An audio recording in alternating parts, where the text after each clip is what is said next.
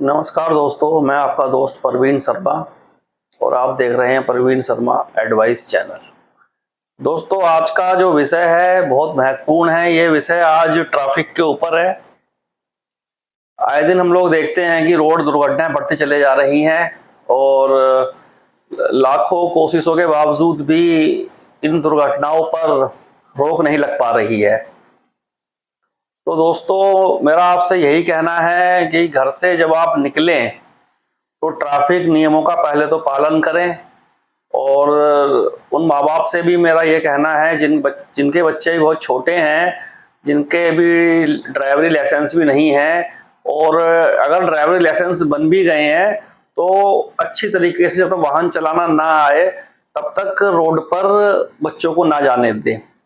क्योंकि मैंने देखा है कि यंग एज के बच्चे होते हैं, 20-22 साल के, 16 साल के, वो स्कूटरी या मोटरसाइकिल पर बैठकर बहुत ही गलत तरीके से कट मार के किसी ट्रक के आगे से या कार के आगे से या कम जगह में से निकाल देते हैं, जहां पर समझो उनकी जिंदगी जाते जाते बचती है और कई लोगों की जिंदगी चले भी जाती है। ऐसे एक्सीडेंट में अगर आपके किसी परिवार के बच्चे की या किसी की ऐसे जिंदगी चले गई तो आप ये ना समझें कि आप उस ट्रक वाले का या जिसके साथ में आपका एक्सीडेंट हुआ है उसका आप बहुत ज्यादा कुछ बिगाड़ पाएंगे। क्योंकि उस गाड़ी के अगर पेपर पूरे होंगे और नहीं भी होंगे तो उसको जमानत मिल जाएगी, और अगर आप उसको कुछ कर भी लोगे तो जो आपका परिवार का सदस्य था वो तो चले गया ना, तो वापस आएगा नहीं, चाहे आप जो भी कर लो किसी का भी। ठीक है, तो इसलिए मेरा आपसे कहना यह है, दुर्घटना होने से पहले इन बातों पर अंकुश लगाएं और अपने परिवार के बच्चों पर कंट्रोल करें। वैसे तो हर व्यक्ति को ही गाड़ी, कार या कोई भी वाहन बहुत ही समझदारी के साथ चलाना चाहिए। खासकर जब हम कहीं भी मोड़ पे पहुंचते हैं, जो आगे रोड है, और हम किसी उस रोड पे जब चढ़ते हैं तो सामने से आती हुई गाड़ी को ये चीज नजर नहीं आती है कि इधर से कोई अचानक आ जाएगा। तो ऐसे रोडों पर जब आप गली से निकलें और रोड पर हाईवे पे चलें तो बहुत ही देखभाल कर दोनों साइडें तब गाड़ी को रोड पर लें, हॉर्न मारे और उसमें इंडिकेटर्स वगैरह सब कुछ चालू हालात में रखें और दें। और हाईवे पर आने के बाद अपनी कार की चाहे उसकी बहुत ही गति कंट्रोल में रखें। ये वीडियो मैंने इसलिए बनाया है, आज एक बहुत बड़ा एक्सीडेंट हुआ है जिसमें एक कार जो है ट्रक के पीछे घुस गई है और उसमें शायद 2 लोगों की मृत्यु हो गई। 2 पीछे जो बैठे थे वो बच गए। तो नींद में गाड़ी कभी ना चलाएं। वो नींद में गाड़ी चलाना एक बहुत बड़ा रिस्क का कारण हो सकता है। जब भी नींद आए कहीं भी साइड में, साइड का मतलब ये नहीं कि रोड के साइड में गाड़ी खड़ी कर लें, हमेशा रोड साइड से गाड़ी 20, 25, 30 फीट, 35 फीट, जितना भी ज्यादा से ज्यादा हो सके पॉसिबल, ऐसे होटल पर रुके जो हाईवे से थोड़ा सा हटकर हो। तो 20-30 की फीट की दूरी पर कम से कम साइड में गाड़ी को लगाएं। क्योंकि अगर आप गाड़ी बिल्कुल किनारे पर रोड को उतार के लगा लेते हो, चाहे वो ट्रक है या कोई भी कार है, तो कई बार क्या होता है पीछे से आने वाली कोई भी गाड़ी हल्की सी भी नीचे उतर गई तो आपकी गाड़ी पीछे से टकरा जाएगी, कुछ जाएगी। तो इन बातों का बड़ा ध्यान रखें और सीट बेल्ट लगाकर कार चलाएं। कभी बिना सीट बेल्ट के कार ना चलाएं, क्योंकि हम लोग सीट बेल्ट या हेलमेट सिर्फ इसलिए लगाते हैं कि हमारा कोई चालान ना कट जाए, पुलिस से बचने के लिए लगाते हैं। लेकिन पुलिस से बचने के लिए नहीं, हमको अपनी जान बचाने के लिए हेलमेट और सीट बेल्ट लगानी है। और कोशिश करें कि बाइक या स्कूटरी या कोई भी 2 पहिए का वाहन हो चाहे कार हो, जूते पहनकर ही चलाएं। क्योंकि जूते पहनकर गाड़ी के जो ब्रेक्स वगैरह होते हैं वो ठीक तरीके से आप कवर कर लेते हैं। चप्पलों में कई बार पैर स्लिप हो जाता है या पैर उलझ जाता है, तो इसलिए कभी भी चप्पलों में वाहन ना चलाएं। और फोन पर कभी चलती हुई गाड़ी में बात ना करें, ब्लूटूथ का इस्तेमाल करें या तो, और 2 पहिया वाहन पर तो बिल्कुल भी ना करें। क्योंकि अगर आपकी किसी हादसे में जान चले जाती है तो उसकी जो कीमत है वो सिर्फ और सिर्फ आपका परिवार और आप चुकाते हैं, उसके अलावा कोई भी उसकी कीमत नहीं चुकाता है। तो जिंदगी तो एक तरह एक दिन खत्म होनी है, लेकिन उसका मतलब ये नहीं है कि हम कभी भी हादसे में अपनी जान को गंवाएं। समय आने पर जो चीज होती है वो अच्छी लगती है, तो बिल्कुल भी लापरवाही ना बरतें, स्पीड को कंट्रोल में रखें। बहुत से लोगों को मैंने देखा है वो मोड़ पर भी गाड़ी की स्पीड जहां 20 की होनी चाहिए, 10 की होनी चाहिए, वो 50-60 पे मोड़ देते हैं, कई बार फिसले गिर जाते हैं। कहीं भी बजरी वगैरह पड़ी है, सड़क बन रही है, कुछ भी है, तो उसके ऊपर मजबूरी पड़ जाएगी, इसके ऊपर से ही बाहर निकालना है अपनी बाइक या कार, तो बहुत ही कम स्पीड में निकालें और आराम से निकालें। ऐसा क्योंकि ऐसी जगहों पर अक्सर लोग फिसल जाते हैं, गिर जाते हैं, चोट खा जाते हैं। ओवरटेक करते समय हमेशा ध्यान रखें कि जिस वाहन को हम ओवरटेक कर रहे हैं उस वाहन की लंबाई कितनी है और सामने से आने वाला वाहन कितना दूरी पर है। जब तक आपका दिल गवाही ना दे और दिमाग पूरा संकेत ना दे आपको कि हाँ ओवरटेक करो, तब तक बिल्कुल ओवरटेक ना करें। और जिस गाड़ी के भी आप पीछे चलें, चाहे बाइक से चलें या कार से चलें, कम से कम 10 से 15-20 फीट की दूरी बनाकर चलें, क्योंकि अगर अगला वाला वाहन ब्रेक मारता है तो उस वाहन को ये नहीं पता है कि मेरे पीछे कौन चल रहा है, और पता भी है अगर, तो उसके आगे अगर अचानक कोई आएगा तो उसके पास सिर्फ एक ही रास्ता है अपने वाहन को रोकने का, वो है ब्रेक। तो वो ब्रेक लेगा ही लेगा इमरजेंसी, और आप बिल्कुल उसे चिपक के चल रहे होंगे तो आप ब्रेक नहीं मार पाएंगे, और मारेंगे भी तब भी आपकी गाड़ी पीछे से जाकर के उस ट्रक को हिट कर देगी या किसी भी कार को हिट कर देगी।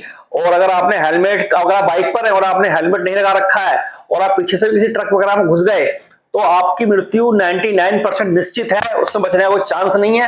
क्योंकि जब पूरा हमारा जो सर है ये पूरे शरीर को कंट्रोल करता है, तो जब सर ही सर फट जाता है तो फिर बाकी के अंग भी काम छोड़ देते हैं और आदमी इमीडिएटली खत्म हो जाता है। तो हेलमेट को आप हल्के में ना लें, हेलमेट अच्छी कंपनी का पहने, ISI मार्क वाला हेलमेट पहने, चाहे थोड़ा महंगा मिले, जिंदगी से महंगा हेलमेट नहीं होता है।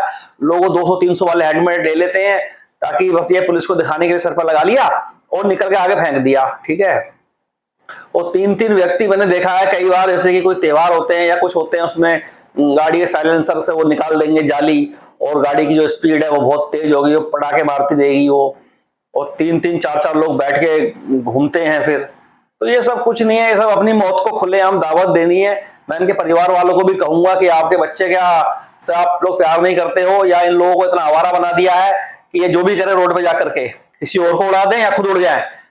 तो इसमें अगर कोई कम उम्र का बच्चा बाइक चलाता पकड़ा जाए, स्कूटी चलाता पकड़ा जाए, तो उसके माँ बाप को भी इन्वॉल्वमेंट करे पुलिस कि भाई आपके बच्चे का लाइसेंस नहीं है, स्कूटरी इसको आपने खरीद के दी होगी या इसने तुम्हारी स्कूटरी लेकर कैसे आया घर से। तो इस प्रकार की चीजों पर अंकुश लगना बहुत जरूरी है, अगर नहीं तो सड़क हादसे बढ़ते रहेंगे। क्योंकि अब हाईवे रोड हो गए हैं, अच्छे अच्छे रोड बन गए हैं काफी, तो गाड़ियां बहुत स्पीड के साथ निकलती हैं।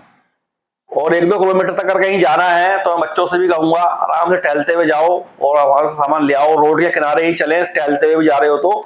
ऐसा नहीं है कि फोन पे बात करते समय आप कभी भी रोड पार करने लगते हो, या फोन पे बात करते करते आप बीच रोड पे कब आ गए तो आपको पता ही नहीं है। तो बहुत सारे हादसों के कारण है, तो इन कारणों से बचने के सिर्फ सावधानी एक तरीका है, रेड लाइट देख लें। ऐसा नहीं है कि आप घर से निकलोगे तो आपको रेड लाइट नहीं पड़ेगी या ग्रीन लाइट नहीं पड़ेगी, या सारे सिग्नल ग्रीन ही ग्रीन मिल जाएंगे जहां तक आपको जाना है। आपको ग्रीन लाइट भी मिलेगी, रेड भी मिलेगी, ब्रेकर भी मिलेंगे, सब मिलेंगे।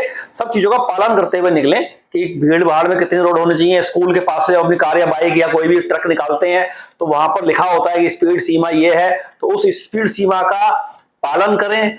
क्योंकि कोई सरकार ने, हमारे ITO ऑफिस ने कोई भी चीज बनाई है तो बहुत ही ज्यादा उसके ऊपर सोच समझ के स्पीड सीमा लिखी जाती है।